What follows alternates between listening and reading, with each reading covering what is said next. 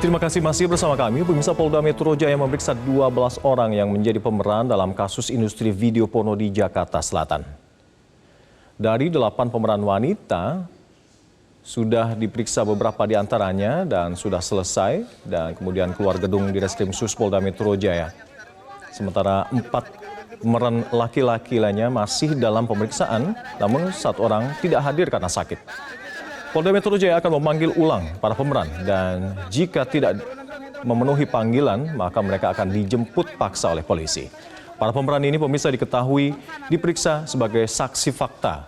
Mereka ditanyakan seputar proses produksi film serta latar belakang para pemeran ini. Mereka juga mengaku terjebak usai diiming-imingi gaji yang fantastis.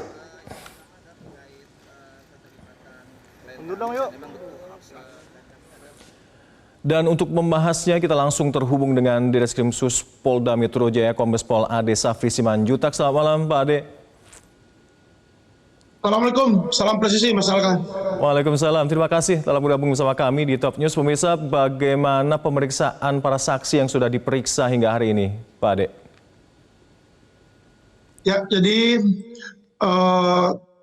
sebanyak 16 surat panggilan telah kita layangkan pada hari Jumat minggu lalu untuk memanggil 11 orang talent wanita maupun 5 orang talent pria yang dilibatkan dalam pembuatan ataupun produksi film dewasa yang bermuatan asusila maupun pornografi dimaksud.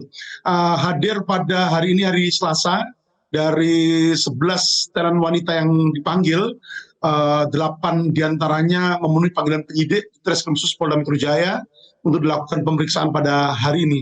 Sampai saat ini beberapa talent sudah dilakukan pemeriksaan dan ada yang masih berlangsung.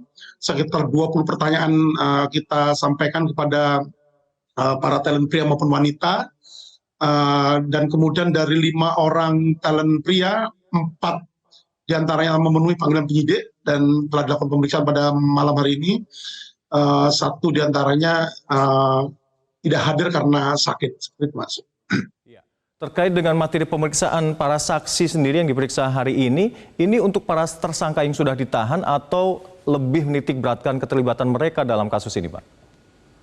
Ya, jadi dari 8 talent wanita maupun 4 talent pria yang dipanggil hari ini dan hadir untuk diminta keterangan oleh penyidik Subdit Cyber di Reskrim Sus Polda Metro Jaya kaitannya dengan bahwa yang bersangkutan merupakan saksi fakta dari seputar dugaan tindak pidana yang terjadi terkait, kita minta keterangannya terkait dengan menguak fakta peristiwa yang terjadi dari dugaan tindak pidana yang terjadi. Seperti itu, Mas.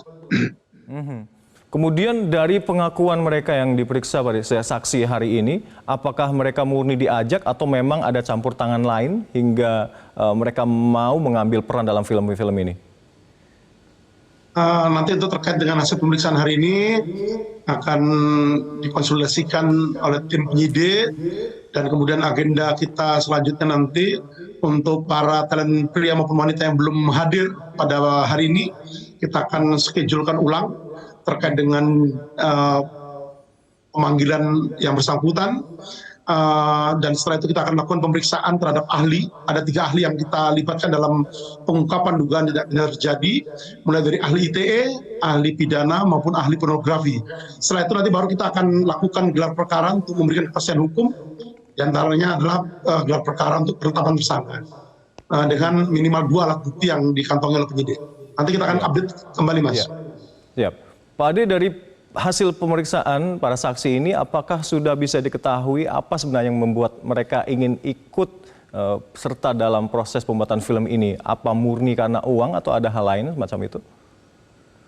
Sementara ini motif ekonomi yang dominan, kemudian memotivasi para talent maupun dari kru rumah produksi film porno ini, sehingga kemudian terjadi tindak pidana yang dilakukan oleh mereka. Iya, dari pemeran ini, para pemeran ini ada yang bilangin mereka dibayar untuk main dalam film yang diproduksi ini, namun dari keterangan salah satu kuasa hukum tadi menyebut kliennya mereka adalah korban. Apakah dari keterangan ini bisa ditarik kesimpulan jika mereka ini korban justru berpotensi sebagai tersangka? Hasil pemeriksaan hari ini nanti akan kita konsolidasikan, Mas. Kemudian tadi saya sampaikan di awal bahwa akan kita lakukan pemeriksaan terhadap para ahli. Nanti akan kita sampaikan seputar fakta penyidikan yang kita dapatkan, termasuk alat bukti yang sudah dikantongi oleh penyidik. Nah, nanti baru kemudian kita akan lakukan gelar perkara untuk memberikan kepastian hukum. Salah satunya adalah untuk penetapan tersangka dengan minimal 2 alat bukti. Iya, tapi tak menutup kemungkinan saksi yang dipanggil hari ini akan ditetapkan sebagai tersangka juga, Pak?